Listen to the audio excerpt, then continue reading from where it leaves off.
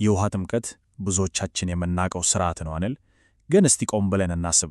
ከሥርዓቱ ጀርባ ያለው እውነት ምንድን ነው? የሕይወትና የሞት ጉዳይ ነው ቢባልስ? አዎ፣ ዛሬ የምንመረምረው ይሄንን ነው።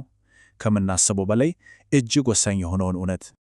ይህን ጥያቄ እስቲ ያስቡት። የጥንት ካህናት ወደ ቅድስተ ቅዱሳን ከመግባታቸው በፊት ካልታጠቡ ይሞቱ ነበር። ለምን? ይሄ ዝም ብሎ የወጣ ሕግ አልነበረም። ከጀርባው ስለ ቅድስና እና ወደ እግዚአብሔር እንዴት መቅረብ እንዳለብን የሚገልጥ መሠረታዊ እውነት ተደብቀዋል። እሺ፣ እንግዲያው ጠለቅ ብለን እንግባ። የመጀመሪያው ክፍላችን ታጠቡ ወይም ሙቱ። አዎ፣ እርሱ ትንሽ ከብድ ይላል፣ ግን የብሉይ ኪዳኑ መሠረት እዚህ ላይ ነው ያለው። ምንጩ ይህንን በማያሻማ ቋንቋ ነው ያስቀምጠው፣ እንዳይሞቱ በውሃ ይታጠቡ። ይህ እኮ አማራጭ አልነበረም፣ የሕይወትና የሞት ጉዳይ ነበር። ከዛ በላይ ደግሞ ይህ ለዘላለም ሥርዓት ይሆናል ይላል። ማለትም ይህ ሐሳብ ጊዜያዊ አይደለም። እንግዲህ ካህናቱ የሚታጠቡበት ዕቃ መስጠጫ ይባላል። ግን ዋናው ነገር ከዕቃው በላይ ያለው ምሳሌነት ነው።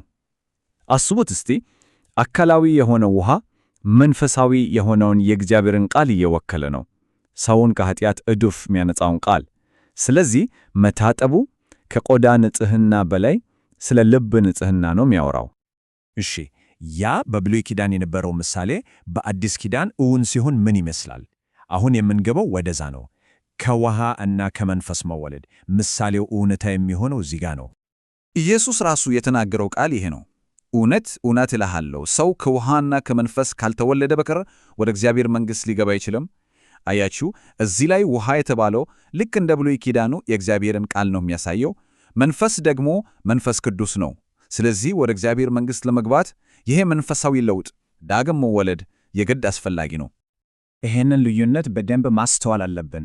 ገላን መታጠብ እና እግርን መታጠብ። ገላን መታጠብ አንድ ጊዜ የሚደረግ ነገር ነው። ያም በክርስቶስ አምነን የምናገኘውን የአንድ ጊዜ ሙሉ ድነት ይወክላል። ከዛስ ሙሉ ሰውነታችን ንጹሕ ሆኖ ግን በየቀኑ በቆሸሸ መንገድ ስንሄድ እግራችን ይቆሸሻል አይደል? ልክ እንደዛ በየዕለቱ በምናደርጋቸው ነገሮች እንቆሸሻለን። ስለዚህ በየቀኑ በእግዚአብሔር ቃል እግራችንን መታጠብ ያስፈልጋል። ይሄ የቅድስና የዕለት ተዕለት ጉዞ ነው። እሺ፣ ይህ እግርን መታጠብ የሚለው ሐሳብ ወደ አንድ ወሳኝ ጥያቄ ያመራናል። በልባችን ያለው እምነትና በውጭ የምናደርገው ድርጊት ግንኙነታቸው ምንድን ነው? እምነት በልብ ብቻ ነው ወይስ መታየት አለበት? አዎ፣ እምነት በድርጊት እንደሚረጋገጥ ነው የምናየው። እስቲ ግልጽ እንሆን። በአፍ ብቻ አምናለሁ ማለት ያ ብቻውን እምነት አይደለም። የከንፈር እምነት በቂ አይደለም። እውነተኛ እምነት ከሆነ በውስጥ ብቻ ታፍኖ ሊቀር አይችልም።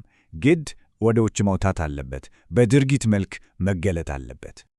እናም የመጨረሻው ነጥብ ይሄ ነው። ድርጊት ነው የእምነት ማረጋገጫው።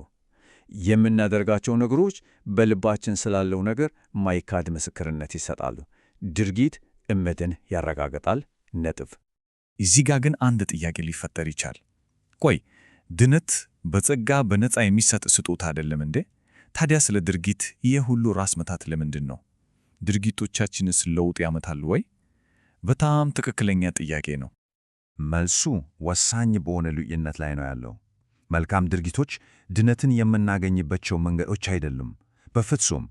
ይልቁንስ የድነት ውጤቶች ናቸው። እውነተኛ ለውጥ ሲመጣ ፍሬ ማፍራት እንጀምራለን፣ የመንፈስን ፍሬ። የመንፈስ ፍሬ ስንል እኛ በራሳችን ጥረትና ጉልበት የምናመረታቸው ሥራዎች ማለታችን አይደለም፣ በፍጹም። እነዚህ በውስጣችን በሚኖረው መንፈስ ቅዱስ ኃይል በተአምራዊ ሁኔታ የሚፈጠሩ ባህሪያት ናቸው። ለውጡ ከውስጡ ነው የሚጀምረው። ታዲያ እነዚህ ፍሬዎች ምን ይመስላሉ? ዝርዝሩን እስቲ እንመልከት። ፍቅር፣ ደስታ፣ ሰላም፣ ትዕግሥት፣ ቸርነት፣ በጎነት፣ ታማኝነት፣ ገርነት እና ራሱን መግዛት። እነዚህ ዝም ብሎ የባህሪ ዝርዝሮች አይደሉም፣ የእውነተኛ እምነት ተጨባጭ ማስረጃዎች ናቸው። ግን እዚህ ጋር አንድ ነጥብ አለ። የሰው ጥረት ብቻውን ይህንን ፍሬ ሊያፈራ አይችልም። የእግዚአብሔር ጸጋ ስጦታ ነው።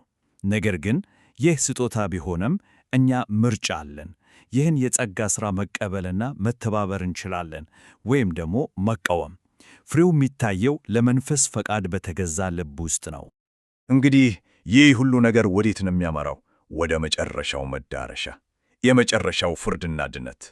እስካሁን ያየናቸው ነገሮች ሁሉ ክብደታቸውና ዘላለማዊ አንድምታቸው የሚታየው እዚህ ላይ ነው። ለምንድን ነው ግን ፍርዱ ይፋው የሆነው? እግዚአብሔር እኮ ሁሉንም ነገር ያውቃል። አዲስ መረጃ አያስፈልገውም? ዓላማው የእርሱ ፍርድ ምን ያህል ትክክልና ጻድቅ እንደሆነ ለፍጥረት ሁሉ፣ ለመላእክትም ለሰውም ለማሳየት ነው።